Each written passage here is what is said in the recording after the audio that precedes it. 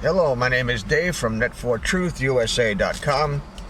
It is Monday, May 1st, 2017. Welcome to another Coffee with Dave. This is number 77. Today I want to talk about sources for news. A couple of my sources who have in the past been very reliable and even reported to me things that were reported days later have made mistakes, obviously. And one of the mistakes seems to have been the report that Bill Clinton, what's the matter, baby, is on his last legs. I don't know what to make of this. I am currently investigating the source, and several backup sources said that this was true, and now there are indications that it was fake. I am beside myself because this source was formerly reliable and seems to have made a mistake. Now, nobody's infallible. Like I said in a previous video, everybody makes mistakes. But I'm the only one who's going to sit there and tell you when I made a mistake, and I apologize if it was a mistake. I am still investigating, and if anybody has any sources to prove or disprove the health issue with Bill Clinton, that he's going to die and that his family's gathering around him and waiting for him to croak any minute, just shoot me an email or give me a comment in the comment section down below.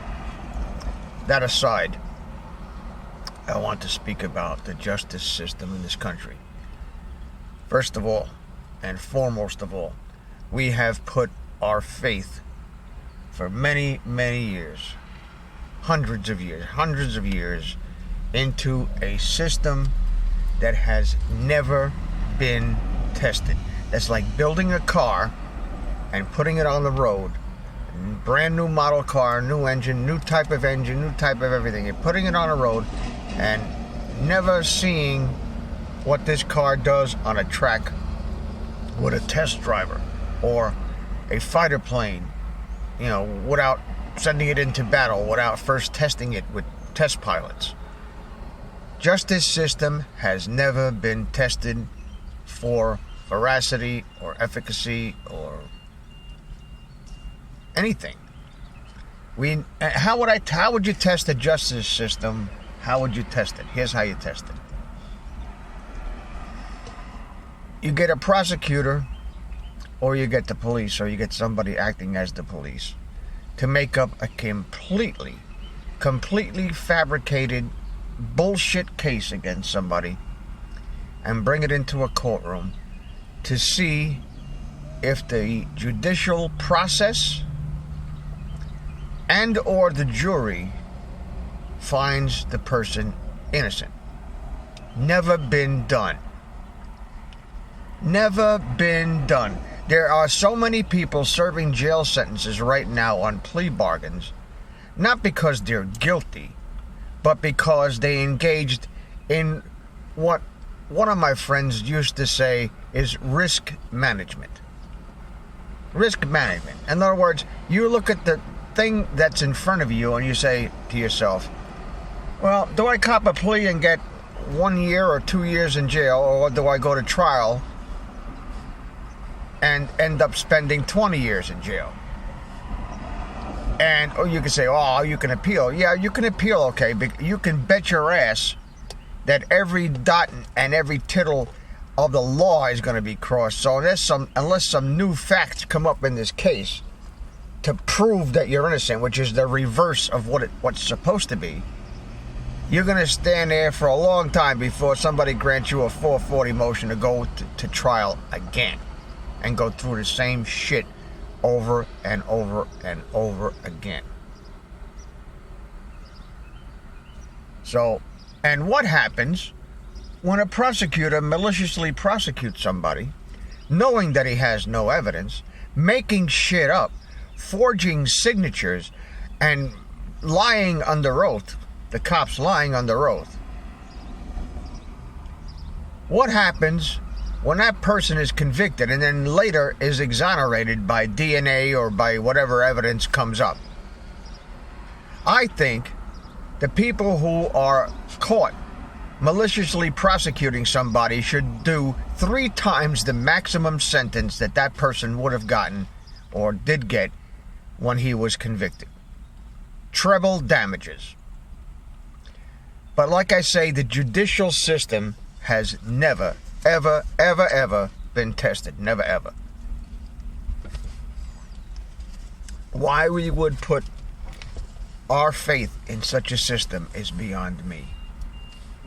Once in a while, you have to have a test of whether or not the system is working. If you drive a car, once in a while you got to raise the hood and check the oil and check the fluids and make sure that, you know, you're not burning oil and you're not down to the bottom of the dipstick and your engine's going to blow up any minute. Once in a while, you got to do that. We never do that with the justice system. We just assume that everything is hunky-dory, everything works as it's supposed to be. How many people have been exonerated on DNA in the last 20 years? How many? I can't count. Vincent Jenkins comes to mind. He spent 18 years in prison for a rape he didn't commit, was miles from the crime scene. Prosecutors coached the witnesses, made shit up, lied under oath, and this guy spent 18 years in prison for a crime he did not commit. What is his compensation? He said, the last I heard, he didn't want any. He said, God will take care of it. Well, you know what? God could have taken care of a lot of things. Now, I believe in God, but God is sleeping at the switch, apparently, because he could have taken care of a lot of things in this country that he hasn't taken care of. The corruption in Washington, D.C. is like a New York City subway toilet that doesn't flush, that everybody craps in and everybody pees in, and it sits there for years and years, fermenting, making a crust that if you dare break it, it would be like the nuclear holocaust of stinks.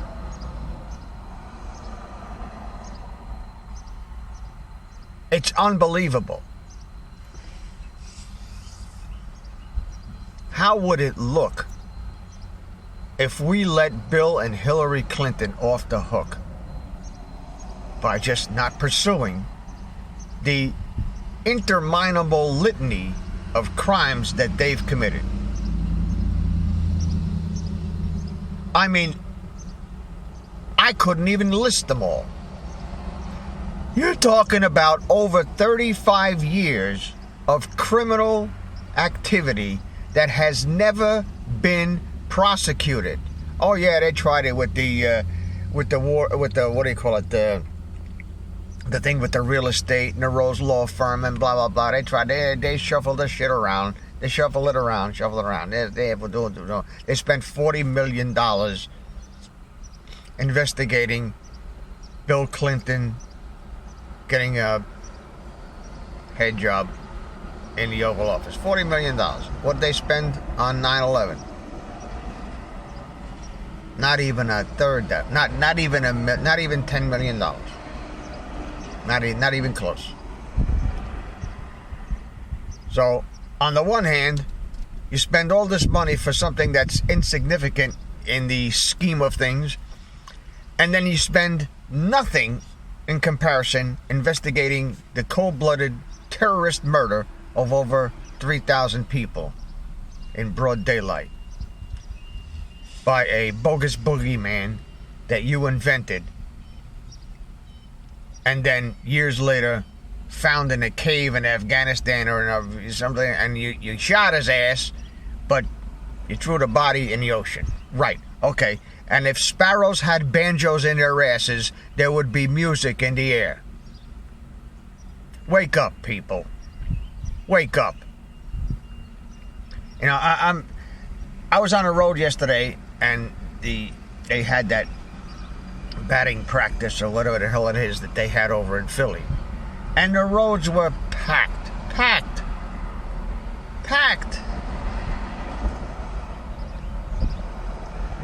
people pay attention to insignificant, unimportant, total bullshit. Bullshit. Who cares? I don't care. Oh, maybe you got it better. Maybe you want to go down and tailgate and be with your friends or whatever you want to do. But that is insignificant. I guarantee you, you yank some of those people that are wearing those cars out of there and they couldn't tell you who the President of the United States is. I guarantee you, they are that stupid. A good friend of mine used to say, stupidity is the pursuit of ignorance. If you're ignorant, you could be educated. You could sit down and read a book, talk to people who know and get informed. But if you're stupid, if you pursue being ignorant, there is no hope for you. Absolutely no hope for you. And some of these people with the pussy hats and the suits on and all this stuff, they are stupid. They are pursuing their ignorance, because if they knew what they were supporting, if they knew what it was that they're holding their signs up for and wearing that stupid hat for, they would change their mind if they had two brain cells to rub together. But it doesn't look like we're going to get any prosecution anytime soon, because the people are not demanding it, even us. I mean, I'm sitting here spouting off, and I'm reaching at least 8,000 people, because I got over 9,000 subscribers at the moment, and over 80,000 people listen to this channel at one time or another. Am I reaching anybody? I don't know. Am I talking to myself? I don't know. I don't know. And I don't know how far we're going to let it go before it's too late to do anything about it. If we don't prosecute the criminals that have taken over our government, we are going to be the laughing stock. In fact, we are the laughing stock of the planet. Everybody else in the world is they got a good belly laugh, face palm from the United States. We want to be respected. We have to have some modicum of integrity, some semblance of justice in this country. And it does not appear that we have that at all. If a hungry person who doesn't have 2 cents to rub together and is starving to death goes into a bodega and steals an apple fritter, they'll take him to the county jail. But this bitch went over to Syria and stirred the turd over there and is responsible for millions of people dying, millions of people starving, 500,000 people in Iraq alone with the sanctions. And Madeleine Albright says, oh, it was worth it. It was worth it. Worth 500,000 little children, innocent kids dying because of your stupid politics. Let me tell you something, asshole. These dictators don't give a rat's ass about their population or their citizens. They don't give a flying fuck about that shit. They don't care. So their citizens could starve to death, and that makes them even better at doing what they do. Because if you're fighting for your life and fighting to stay alive and fighting to scrounge up a piece of bread one way or another, you're not going to worry about overthrowing the dictator that's in charge of your country. You get it, you dipshits in Washington? So stop with the sanctions already. We have weapons that we can use against these people. We have snipers that can bust a cap in somebody's ass from 2.5 miles out. Send them over there and bust a cap in this bastard's ass and be done with the son of a bitch. Instead of wasting billions of dollars on bombs that don't do shit but kill civilians. They don't do shit but kill civilians and make us the devil in the world's eyes. You want to stop drugs? Put the bankers who are laundering the money in prison for life. Throw away the key. No parole. That's how you stop the drug problem in this country. You want to stop the child traffickers? When you catch one of them, you string them up to a tree and you torture them slowly to death on pay-per-view. That's how you do it. You don't play games with these people. And the criminals that have been taking over our country since John F. Kennedy, and probably even before then, have never been brought to justice. The people who did 9/11, obviously, in anybody's eyes who has half a brain, a quarter of a brain, two brain cells that rub together, and a neuron to connect them, anybody can see those three buildings fell at free fall speed. They were not taken down by the airplanes. You cannot have a symmetrical collapse with asymmetrical damage to a building. It is impossible. Scientifically impossible. So somebody was behind it. And there was a reason for it.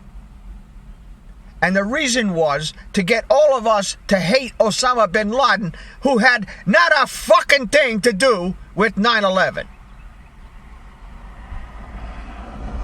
Just as it was when Lee Harvey Oswald got shot walking out of the police station that day after the assassination of John F. Kennedy.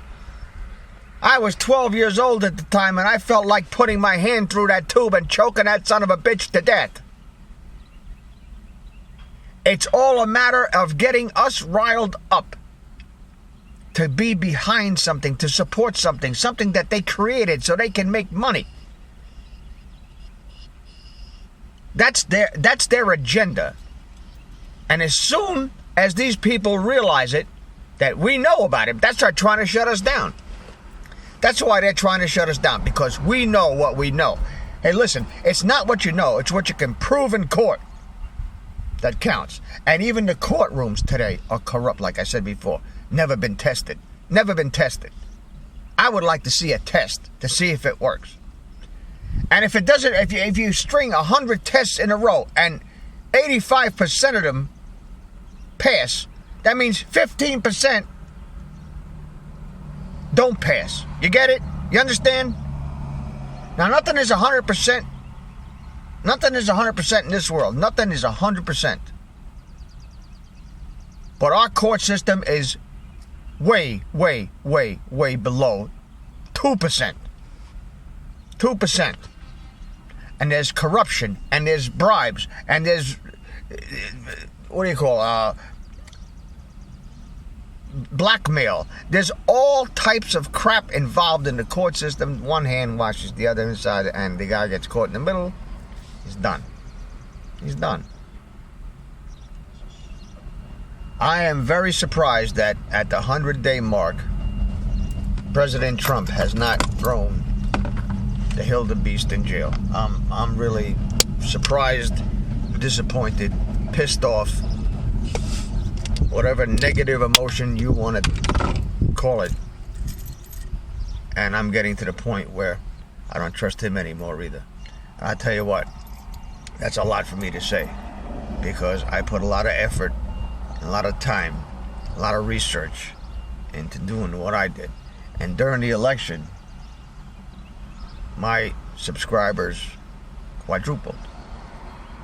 Went from 2,000 when I first started this thing, and it's now up above 9,000. Thank you very much.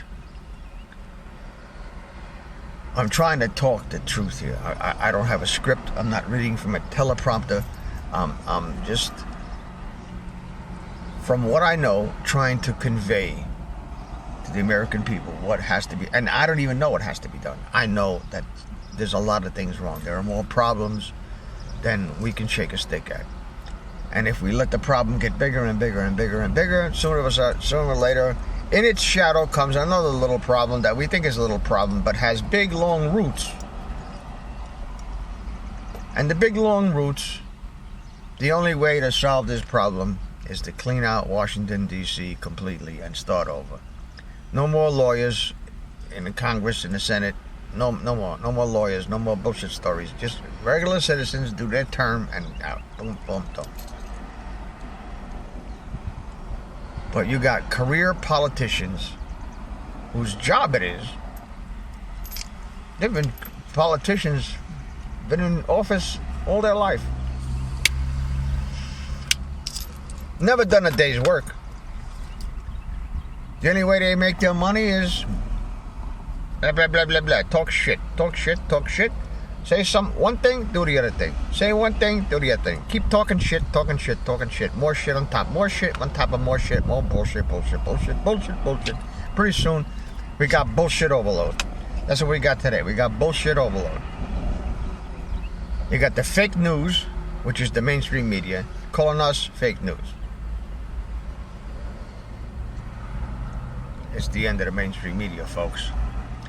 The mainstream media is like this big ball of dirt in space. They call it a black hole. It's got so much gravity, not even light can escape. But just before it gets to the hole, something that gets sucked in gets to this point where it's like between the gravity and the thing, between this dimension and the other dimension. It's called the event horizon. You got all these news agencies there on the event horizon. If you know anything about physics, if you know anything about black holes, you know the event horizon, you're going to see that thing there forever. That thing, you're going to be able, if you're standing out in space somewhere far, far away and you're looking at this black hole, you see the event horizon. There's NBC, CBS, CNN, all these newspapers, all these Washington Compost, all these people, they're sitting on the event horizon. From our perspective, we see them and they're there. But the reality is that they've been sucked down that hole a long, long time ago. They're done. Our perception is they're there. They're still spewing their bullshit. They're still making shit up. They're still fomenting wars. They're still, trying to promote the Hillary globalist agenda. They're still doing that on the event horizon. But in reality, they are sucked out in a black hole. They're little dots of nothing that's sitting there in space dead. Again, I want to thank everybody who watches this channel, especially my contributors. If you like this channel, if you like what we say here, what we do here, please consider supporting us through our PayPal, GoFundMe, or Patreon links down in the description. And there has been a lot of concern about Tony Ann. She hasn't been on my video in a while. She's doing well, but she's going back and forth to the hospital, and it's taking its toll. So I'm just sitting here waiting for her to get back.